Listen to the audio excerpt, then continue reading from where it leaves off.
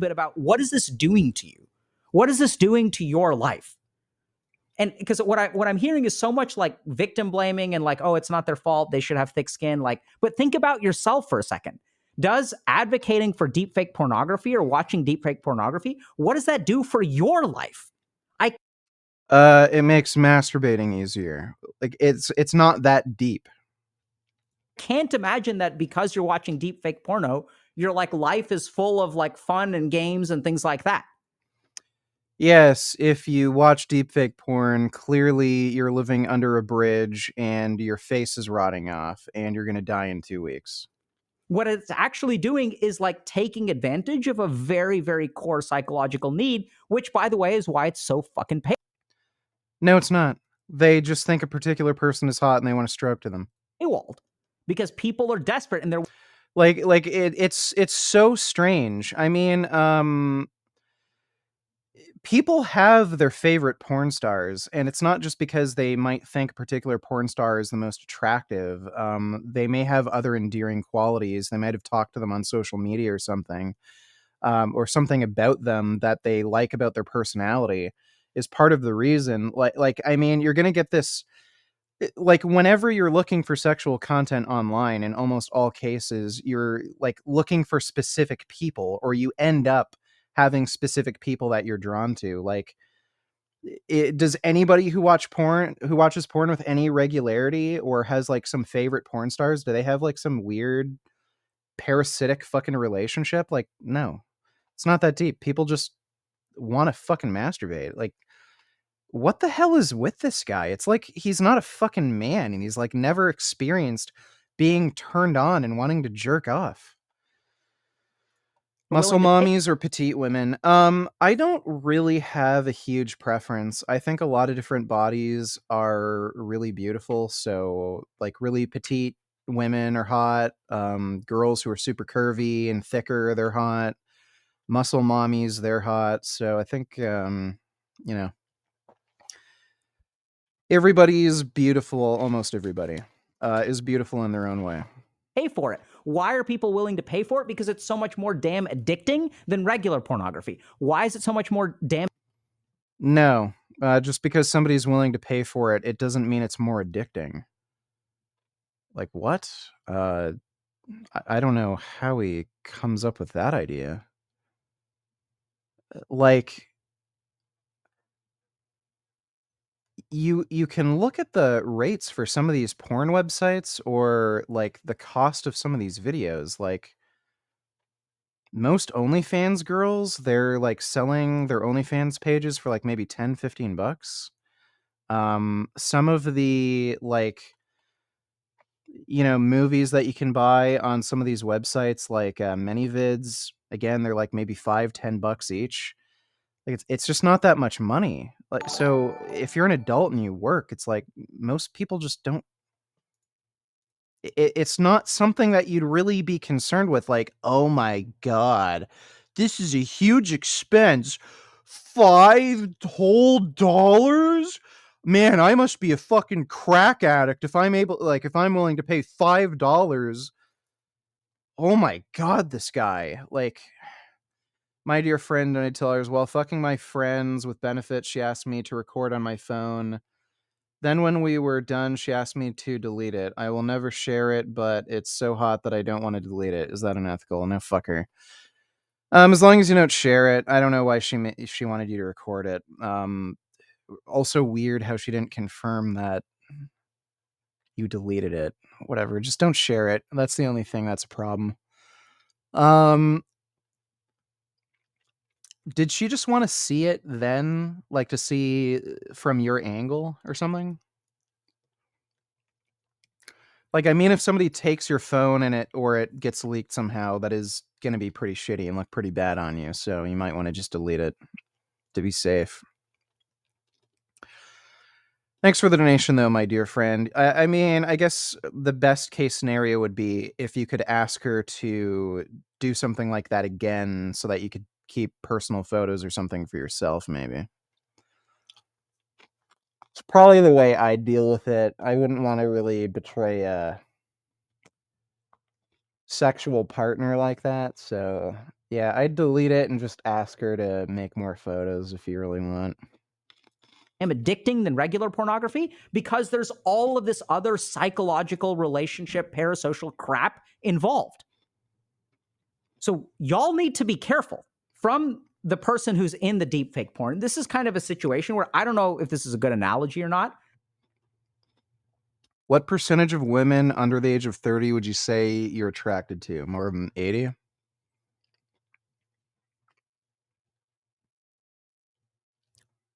Uh, Probably less than 1%. Most people I just have no attraction to.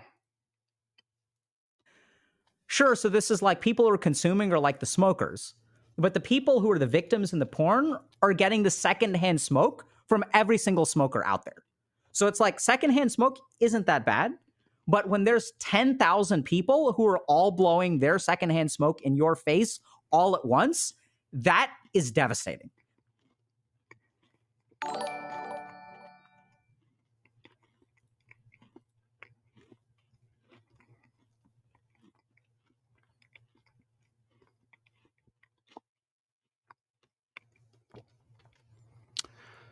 Let me just remind you all. Sweet Anita had no fucking idea there were deep fakes of her online until this QT Cinderella drama popped up, and she deliberately tried to look for it. And then Dr. K is saying, "Oh well, if these people are watching porn or these deepfake porns of you, you're going to be harmed by it through secondhand smoke." I don't know how this is analogous and what he's comparing it to. She didn't know what was going on. This in no way affected her life in any tangible way. Wasn't making her less money, wasn't affecting relationships, wasn't fucking up her business, nothing. There were just probably 15-year-old boys online waxing their fucking carrot to some deepfake porn of her. And then she made a fucking video complaining about it, and then hundreds of thousands of dudes started watching it.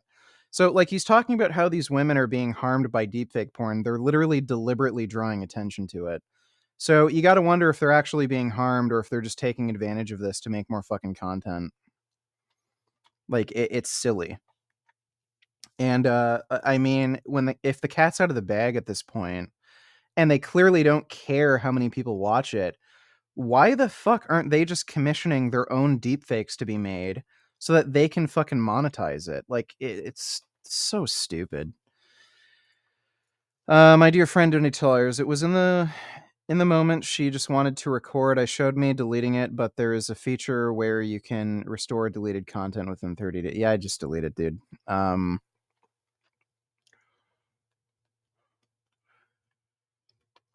Just really try to flatter her next time you meet up and say, "You're just really beautiful. I want a memory of like our time together or something." I'm sure you can kind of sweeten her up. And if she agrees, then you got some nice sexy photos or videos to wank off to when you're like 70. Um, and if she says no, whatever. There's plenty of good ass online or more ass that you can take photos of later. Thanks for the donation, my dear friend. Appreciate it. That is what leads 50+% of people to suicidal ideation after unconsensual pornography is released. So this is like psychologically incredibly traumatic. And I don't think people quite realize. He literally admitted there's no evidence on how traumatic deepfake porn can be, and then says it's incredibly traumatic. Why should anybody take you seriously? You're clearly making shit up, admittedly. This is something that we haven't really understood until we started working with tons of streamers, is that the human brain is not designed to deal with vitriol and hatred from like 100,000 people. That's just not what we're made for. We're made I am made for that. So I guess I don't have a human brain and I'm an alien or something. to like deal with like 150 to 300 people. And when we scale things on the level of the internet, Okay, well that doesn't make any sense. He's saying we're only able to deal with 150, 300 people. Like, Ask any kid that's being bullied in school. Just being bullied by 2 or 3 people can be devastating. So, are you kidding me? this this is a bit of this is weird. One person watching deepfake porno may not be that bad. But when it becomes 5,000, 10,000, 20,000 people, Let's say I could reproduce by budding, and I could literally just make clones of myself, and I made 300,000 clones of myself. All 300,000 clones of myself had their own computer and started watching QT Cinderella or some deepfake porn. How the fuck would that affect her in any way? It wouldn't.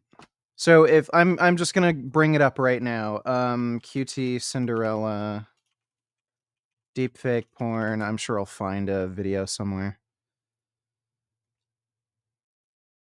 Okay, there we go. I'm watching a QT Cinderella deepfake.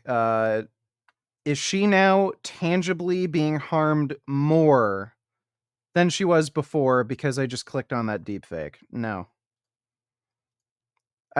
What the fuck is he talking about? It is so stupid and nonsensical. And by the way, these deepfakes are not convincing in the slightest. Her body proportion, like the model that they used, the body proportions are completely different, and the hair doesn't match up. And it looks like they didn't do enough AI simulations where the face looks blended as opposed to like pasted on. So it doesn't even look like fucking QT Cinderella, really. But apparently, because I watched this and clicked on a QT Cinderella porn, QT Cinderella has been harmed additionally by me watching. Can you explain how she is further harmed by one more person watching that video? Has she, like, is she more offended? Is she crying more? Is she earning less money? Did a boyfriend break up with her because I watched? Like, no. This is just complete and utter nonsense. Nobody is affected in any way by somebody watching a deepfake porn. all of that starts to weigh on the person involved. And this is exactly why non-consensual pornography is so bad.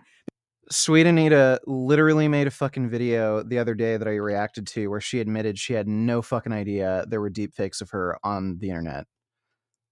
So, while not knowing these exist, you're claiming she is being harmed in some way while she's completely unaware. How?